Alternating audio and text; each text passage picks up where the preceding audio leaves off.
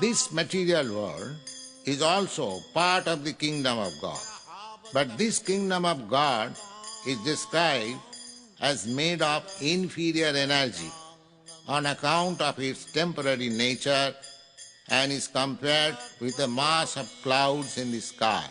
When there is a mass of clouds in the sky, there is certainly torrents of rain, and there is a type of creation of new vegetation on account of such rainfall. But in spite of all such variegatedness, manifestation of greenery seen, of fruits and flowers, the whole show is only temporary.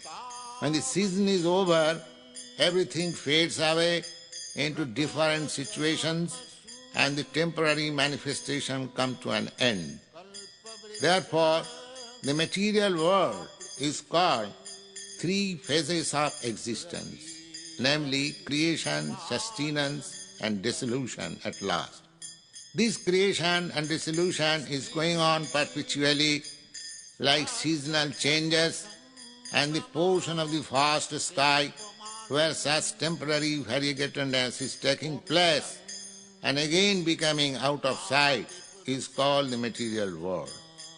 And beyond this material manifestation of variegatedness, there is a world of spiritual sky where everything is eternal, full of light, blissful and knowledge, distinct from the non-eternal, miserable existence of ignorance. In the material world, everything is struggling hard for existence.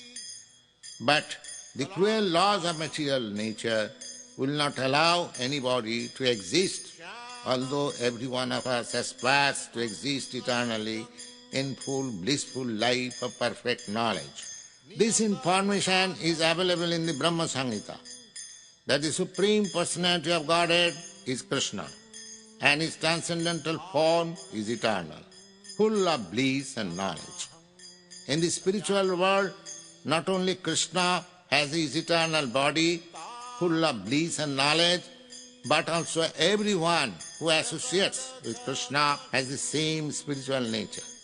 In the abode of Krishna, which is called Cintamani Sri, the land, the trees, the animals, the residents, everything is of the same spiritual nature as that of Krishna. This spiritual nature is expansion of interior energy of the Supreme Personality of Godhead. Therefore, the Supreme Personality of Godhead, Krishna, is called the cause of all causes. It is said that Brahma, who wrote Brahma Samhita, after his mature knowledge by meditation, it was revealed in him that by the recollection of Bhakti Yoga, it appeared to him that he is the eternal maidservant of Krishna. Though other mysteries in regard to the condition of the maidservant of Krishna were not revealed to him, Brahma, by dint of his searching self-consciousness, became well acquainted with the ocean of truth. All the truths of the Vedas were revealed to him, and with the help of those essence of the Vedas, he offered this hymn to the Supreme Lord Sri Krishna. Sriman Mahaprabhu, Lord Chaitanya, has taught this hymn to his favorite disciples inasmuch as it fully contains all the transcendental truths regarding Vaishnava philosophy. The audience, the hearers of this record, are requested to study and try to enter into the spirit of this hymn with great care and attention as a regular daily function. The first verse is translated, I worship Govinda, the primal Lord, the first progenitor, who is tending the cows, fulfilling all desires in the abodes built with spiritual gems, surrounded by millions of purpose trees, always served with great reverence and affection by hundreds of thousands of Lakshmis or Gopis. By the word Cintamani is meant transcendental gem.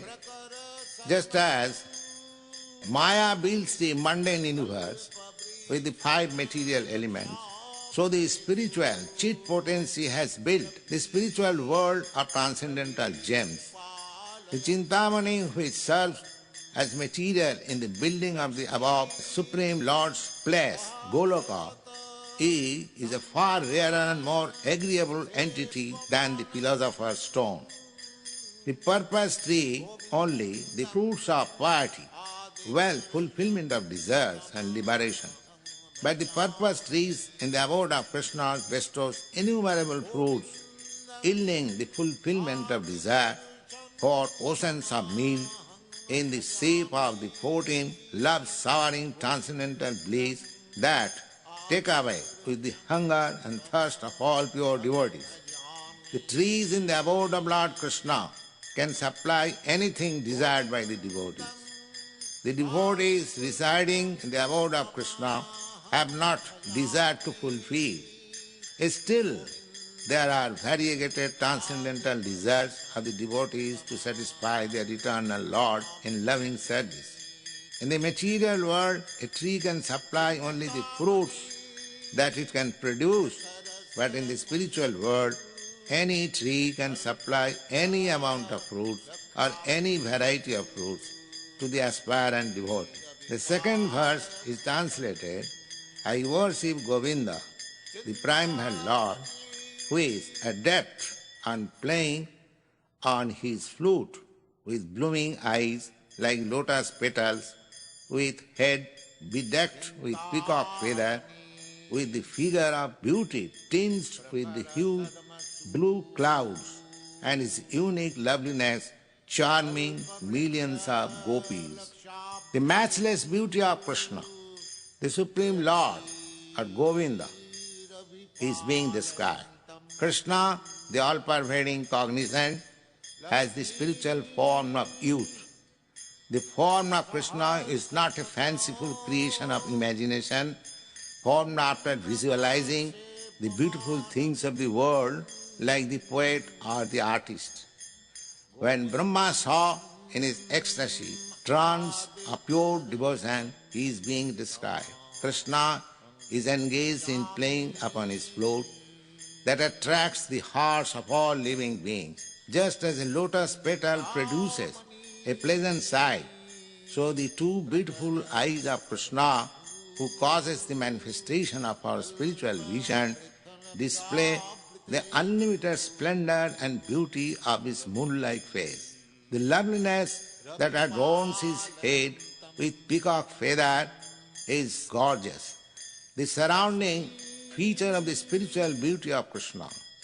Just as a mass of blue clouds offer a specifically soothing, pleasant view, the complexion of Krishna is analogously tinged with a spiritual dark blue color.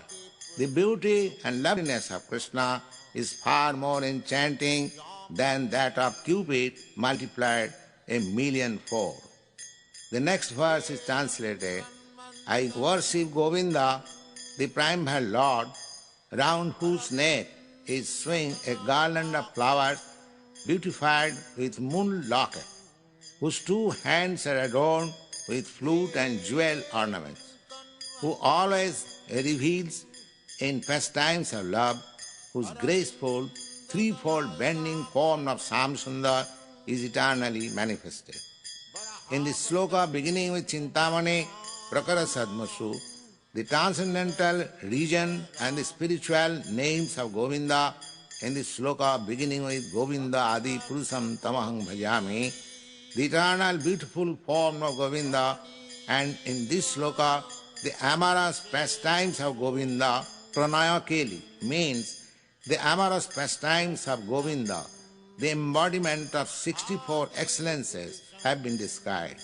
All the spiritual affairs have come within this scope of description, and the narration of the ecstatic mellow qualities or rasa are included in the spiritual amorous order of Govinda.